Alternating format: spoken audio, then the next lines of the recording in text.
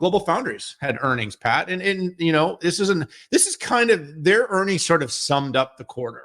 And I mean this like let me base this down. I've spent a lot of time sort of analyzing all the tech company earnings this quarter, but they beat on the revenue, they beat on the earnings number, and then they provided sort of what was just an okay guide. Like, I think they were mixed. I think it was okay on revenue, or it was light on earnings, or one way or the other there.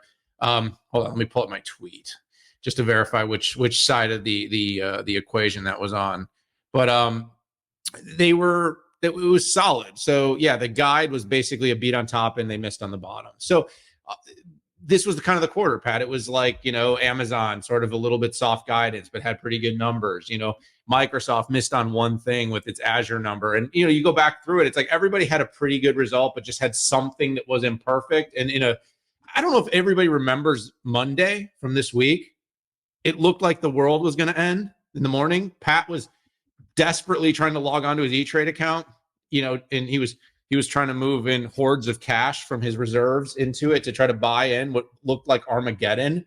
Pat could neither log in or get the money moved. But the point is like, it literally, by the way, TMI, I don't know. I'm not sharing any more details than that, but it literally did look. I mean, that morning, like, I was like ghostly. You were like trying to get online. I'm pretty sure I'd never seen you get onto a chatbot hotline to try to like money, mother,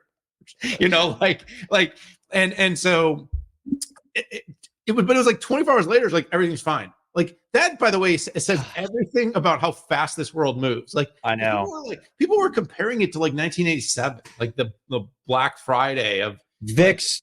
VIX was like, Lehman crash, COVID, right?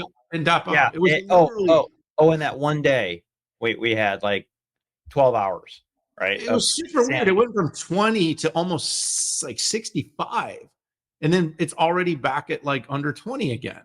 There was this carry trade unwinding. It was cast. Anyways, this has not a lot to do, but it was just really funny because it just goes to kind of show the fragility that we have in our market right now. It is super fragile.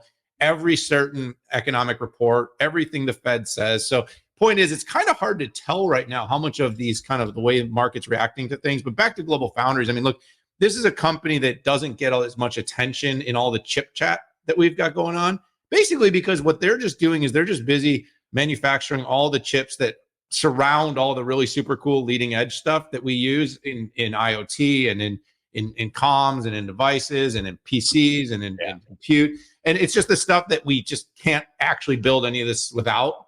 But it's not 3 nanometer. It tends to be everything above 14 and often much higher than that. And that's what they like to call essential nodes. The press likes to call it lagging or, older or legacy nodes. But they continue to do good work under Thomas Caulfield. Thomas has been on the 6.5 a few times. And by the way, Pat, just a couple segment notes. I mean, they had good growth in automotive, which is interesting. We saw Qualcomm had some great automotive growth as well. But Tesla's numbers weren't great. So it's kind of like, not exactly sure. But I think it's all about more content in every vehicle. Whether or not if the production numbers start to really grow, that's going to be even better for these companies. And then, of course, smart handsets are still kind of on the decline, which is interesting because we keep hearing about this upcoming super boom cycle, which I think you and I both agree is probably more of a 25 thing than a 24 thing. But it's these are important overall nodes. But Pat, they're it was a good quarter. It's kind of like they're stable, steady, strong, important company. But they are really dependent on this smart mobile device. So, almost half the revenue comes from that space. And so when that starts to grow and that starts to boom, there is a very strong opportunity that GlobalFoundries growth will follow with that. Good stuff, man. I guess some adders for me. So what I always like to do is look at, is it a company thing? Is it a market thing? Is it somewhere else? And this is clearly a market thing. You had mentioned it, but if you look at most of the chip makers in the embedded space, they are not doing well. And it's really about this massive inventory glut. If you remember, we couldn't get 12-cent controllers for $250,000 BMWs. because you couldn't ship the radio. And then everybody doubled down and went wild over buying. And whether it's TI, whether it's on semiconductor, whether it's synaptics, going through that glut. And there are even consumer IoT markets that are even the demand for those devices has ebbed big time. And in the enterprise, the AI budgets have overcome the edge, right? The intelligent edge, call it the industrial IoT, and those went away. And interest rates went up, and the overall auto market went down. I think the only auto play that had an increase was Qualcomm, right? They're taking share, and they're also in a lot of the newer models with self driving. But it's a very tough market. And when it so with to make a long story longer, GlobalFoundries, right?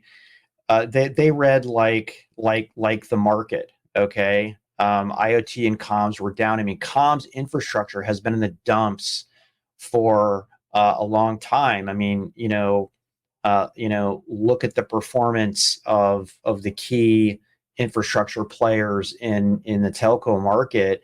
There was this massive surge in 5G, advanced 5G, and then it has stalled a bit as the carriers chew through that capex.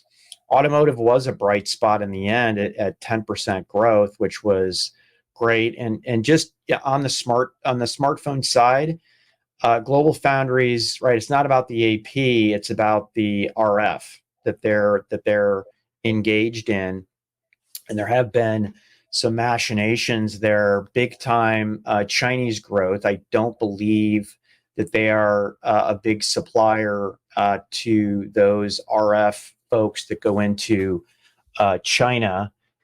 Tepid smartphone market now, and your point on AI smartphones.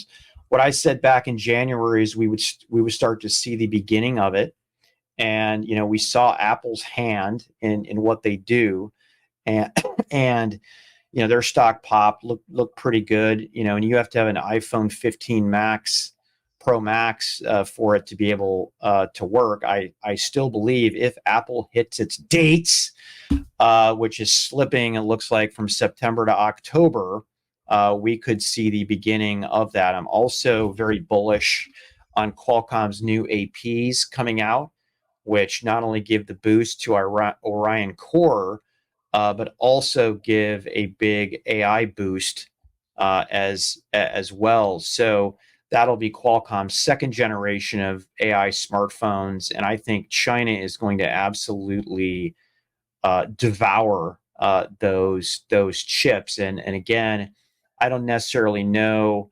how well GlobalFoundries is aligned for that China smartphone pop, kind of given their performance here, but we're gonna have to see.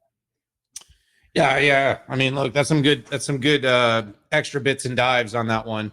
By the way, that's why you watch the show, right? Because we go where the typical coverage never does. We dive into the weeds. We get into the thick of it. We get into the thick of it. I mean, dude, you just did like a 15-minute diatribe on CXL. You should start writing for a Nantech. I mean, I did a little research, but like you, I mean, I've been on advisory calls on when CXL Consortium first started. I mean, they were hitting me up for stuff and feedback, and I knew all the players who were in there, and I've been on standards boards before, and the good, bad, and the ugly of how this moves forward. And it's funny, go to the hyperscaler friends, and they're like, CXL, nah.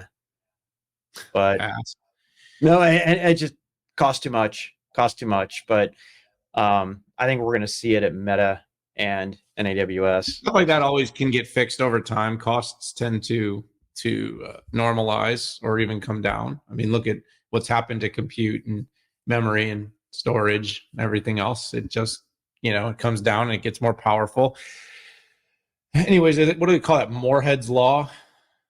Moore law? Yeah, there was a Moore's law out there once. I like that. Moorehead's law.